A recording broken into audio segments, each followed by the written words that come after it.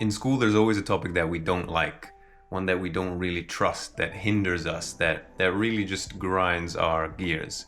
Maybe there's a few topics like this. Today, I want to give you 3 steps, 3 ways of getting over that hurdle to keep progressing and keep learning. Hi, I'm Bartol. I studied mechanical engineering at Oxford, and no, I did not find it easy. I didn't even find A-levels easy in high school. The only way I got better is by finding interesting ways of learning that kept growing my understanding whilst keeping the whole process fun and engaging. So number 1, the top-down approach, make it interesting. Speaking of fun and engaging, we all had these topics that just didn't sit well with us. For me, it was electrical fields. Electricity as a field in general just was something that I wasn't very interested in. So I had to find a way of making it interesting for me. And so what I did, I was currently studying A-level physics, and the topic seemed boring or it just didn't engage me. And so what I did, instead of just sitting down and forcing myself to learn, is I went to the cutting edge of electrical field theory.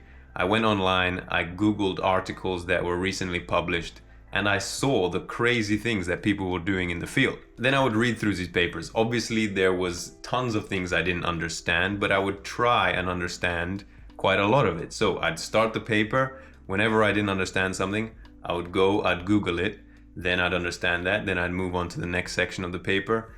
Things I didn't understood, I just researched them a little bit, Googled them, trying to just build a framework for what was going on in the paper. And what was actually happening here is, as I got down into my reading, not only did I find an inspirational way that this topic that I didn't really like was being researched and sort of brought forward to the world, I actually improved my own understanding by going through each section, finding what points I struggled with, and reading about them. I got to the foundations of the actual subject. And A-levels in high school maths and physics is just kind of the foundations of each subject, the boring bits. So finding the current research, which builds way on top of those boring bits, can really get you inspired to actually study those boring bits at the start, and will actually change your perspective of those foundations, because you will then know just how important they are. At Oxford, when stuff got a lot trickier, I would use this exact technique. There were modules that I just didn't like,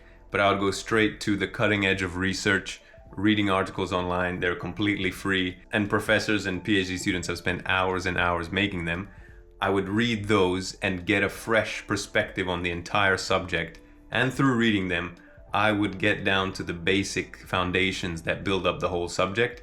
And that would not only inspire me to study the subject more, but also really solidify those foundations and show me what I was missing in my current knowledge. I have a whole video of my daily life at Oxford from a couple of years ago, which you can watch here. I think it's quite interesting to see how I approached each subject. But yeah, feel free to watch it if you like.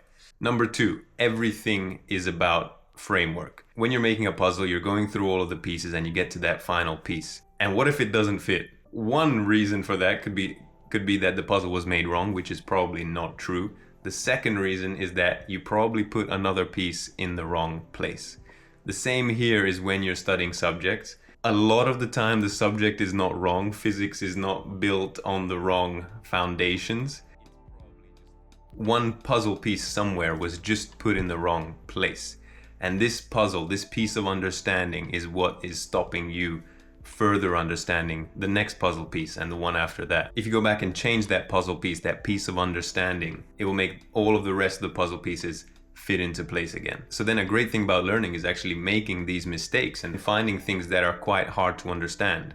Because if it's hard to understand, it means that, well, one, maybe it's just quite difficult, but more likely is you might have to go back and alter another piece of your mental puzzle about the subject and then come back to that piece. So hard topics are a great investigator of where your concepts are maybe slightly wrong. And so a common misconception is just kind of to say you don't understand something and move on to the next topic. But the most time efficient thing to do is right there and then, when you don't understand something, is to find out exactly what you don't understand and fix it there and then. Because you're already thinking about it, you might as well do it. So when you don't understand something, go right there and then and fix what you don't understand. And in terms of fixing, I mean, sometimes you have just the wrong piece of knowledge. Sometimes you might have to alter your framework about that piece of knowledge. It might take time, it might take a couple of hours, it might take a few days, but it's the best thing to do is to just fix it right there and then, because you know that if you don't fix this piece of the puzzle, the other puzzles might sort of slot into place until you get to that final puzzle where everything just kind of breaks down. And so it's best to just get all your puzzle pieces fitting nicely. And the great thing is that when you don't understand something, it's a great opportunity to learn and go back and fix some of the puzzle pieces before. I have a bunch of other videos on how to study better. I'll link them up here somewhere so you can go and watch those with a few more tips. And step 3 is think of the global context, not the world, not politics, but think of the big concepts in the given subject you're studying. Your knowledge is kind of like a pyramid. There is this big foundation of your basic knowledge, your sort of axioms, the things you know so much that they're just kind of instinct now. And as you go up the pyramid, you're building your sort of niche expert knowledge in specific fields, and the complexity of things gets higher and higher as you go up the pyramid. But all of those concepts rely on those basic foundations that you built when you were in school and high school, learning about these basic foundations. These basic foundations in physics are things like conservation of mass, conservation of energy, the basic foundations of the physical world. And sometimes it may be so silly in the moment or so simple in the moment how really solidifying these basic concepts is. I'll give you an example. When I was at Oxford, I felt like it was kind of a revelation just discovering that an equation equates two things. So it's a conservation of something. If in physics you have an equation, you are deliberately stating a conservation of something, whether it be conservation of mass, conservation of energy. And so just the fact that something is an equation, there's that equal sign, is telling you something, which is something I didn't really think about before, but is super, super important. So I urge you to just think more deeply about things that you kind of just use or assume in daily life in your subject,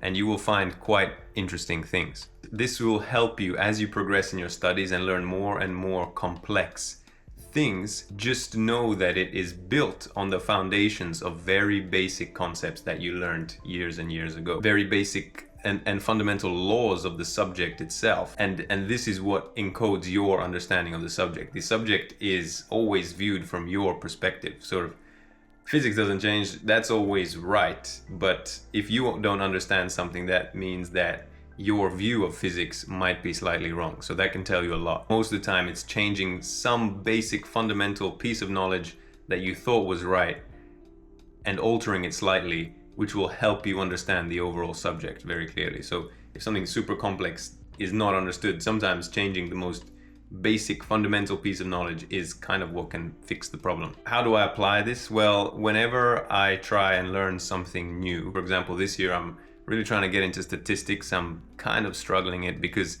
I think my basic knowledge isn't too good. I don't really have a good intuition of statistics and probability. When I see a new topic or something that is written down in some lecture notes, I try to see what family it belongs to. With a new concept, see what kind of concept it's familiar to. Is there anything else that can kind of relate to it? When I was studying electrical fields, I didn't really like it, I didn't understand it. But as soon as I realized that all fields work the same, so you just have to translate different concepts. When I related electrical fields to gravitational fields, everything suddenly just fell into place.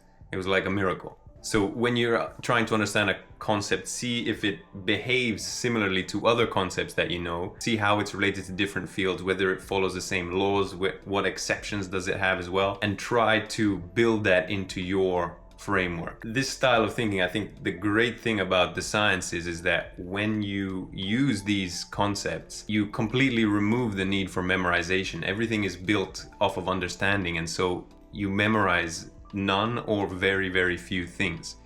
And so that frees up space in your mind to accept new concepts and just build that framework. It's kind of magical how your knowledge of things does not have to be memorized. It just has to be understood and built up from the ground up.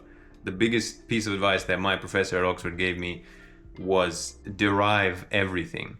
And I didn't know why. I would just write down the equations that we had in the lectures, but deriving everything just removes the need for memorizing and just is bulletproof. You know every concept if you can derive it from basic fundamental principles. And with this, you can see how all of the sciences are connected in a beautiful way. Anyway, I hope these 3 tips help you in your learning and progression. They really helped me going from not really that good at school to being great.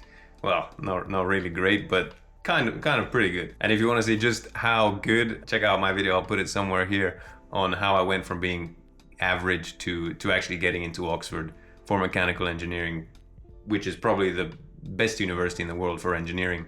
I also made another video on that, which you can watch up here as well. And it's exactly because of that reason they instill these basic but fundamental concepts and ways of learning and understanding things that just make you the best possible engineer, scientist, whatever you like. But more on that in the videos.